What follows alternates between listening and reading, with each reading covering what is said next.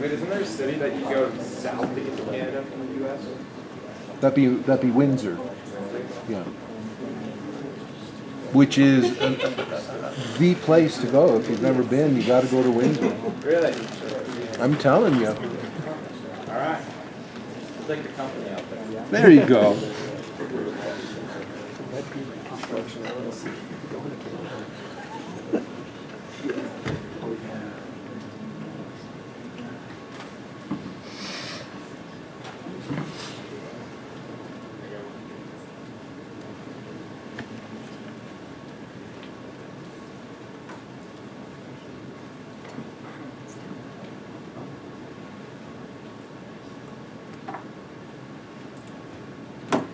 I'm Mr. Miller. Thank you for taking the time to meet with us. We are Intelligent Housing Solutions, and we're excited to tell you about the opportunity we have for you.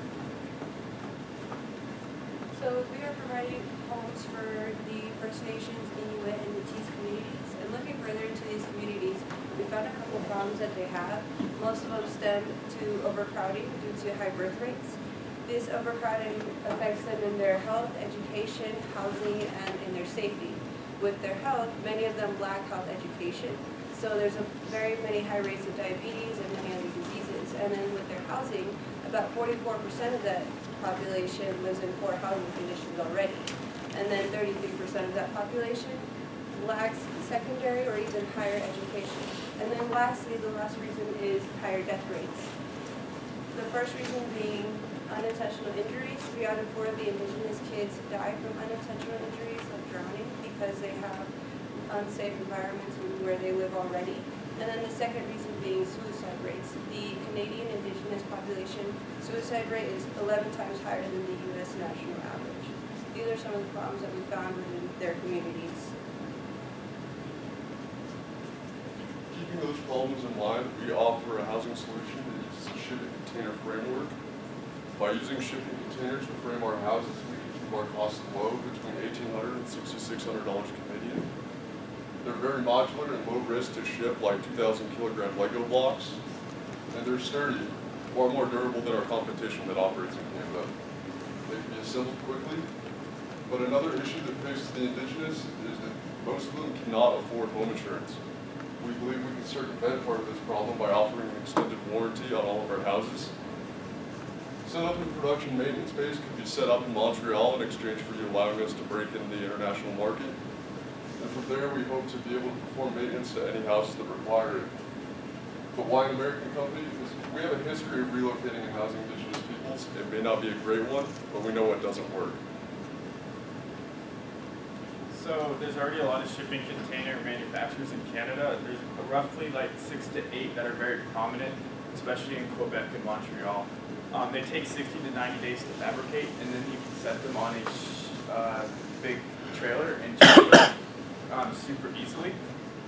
And then we would also have them be all smart technology and net zero, so it's going to return to the environment a lot better than other ones. And then they're airtight, durable, and they have insulation, so when it gets cold, they'll still be warm, and they will not deteriorate due to the weather.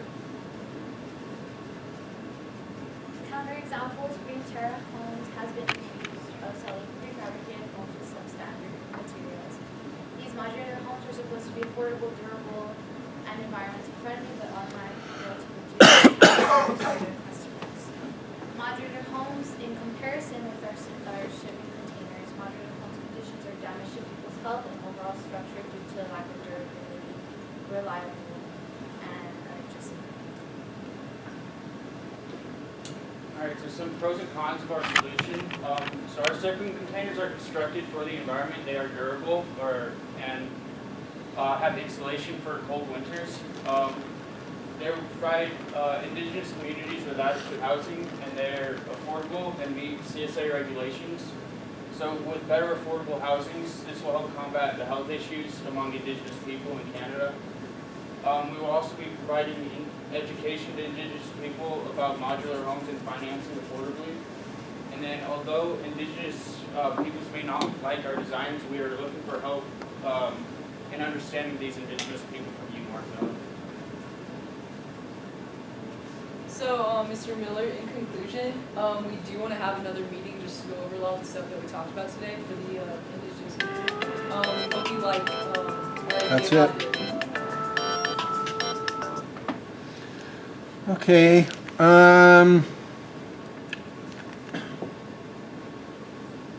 so how does your housing stop drowning exactly?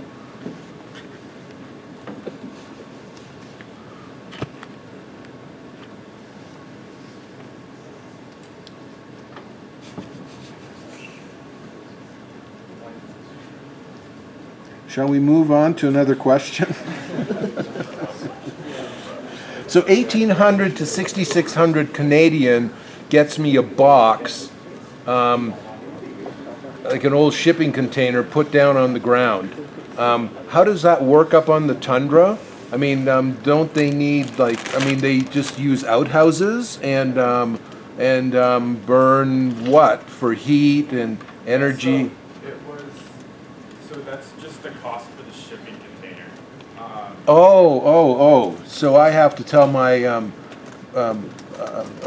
Prime Minister that you're going to ship a bunch of metal boxes into Canada, but there's more involved. That sounds a little risky to me. I mean, what's he going to say to me if I can't give him the price of fixing everything else up? What's involved? Those are pre-conversion costs. That's how we keep our costs low.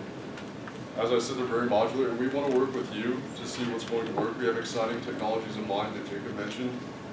We hope to see what you think these cultures are going to need and what environment they're going to be in. And we hope to work with you and make this as customizable as possible to make the best solution. Sounds like I'm taking all the risk here. You guys are saying, here, have a box, and maybe we'll be able to put plumbing in there. Maybe we won't. Maybe electricity will work. Maybe it won't. But hey, ooh, that's scary for me. We convert them before we ship them. So Then you, we assemble them on site. oh, so you've already got all the plumbing and electrical in it. After we figured out what's going to work. with your Oh, you don't equipment, know how it's going to work yet. Oh my God. Yikes. My wife's going to kill me if I agree to that. Could you imagine? No, seriously, can you imagine if this messes up what the Canadian people are going to think of me? Wow, that's scary for me a little bit. Wow. And same thing, you're asking me to let you into Canada to get into the international market?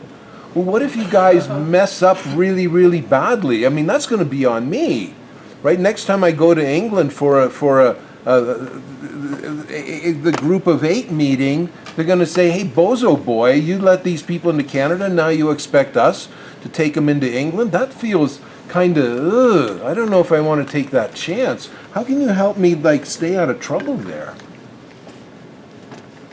I say you should stand up for yourself. Don't let people lead like that. Oh, I don't know about that. I've been thinking about this for a while, and it's not clear to me I'd be comfortable with that.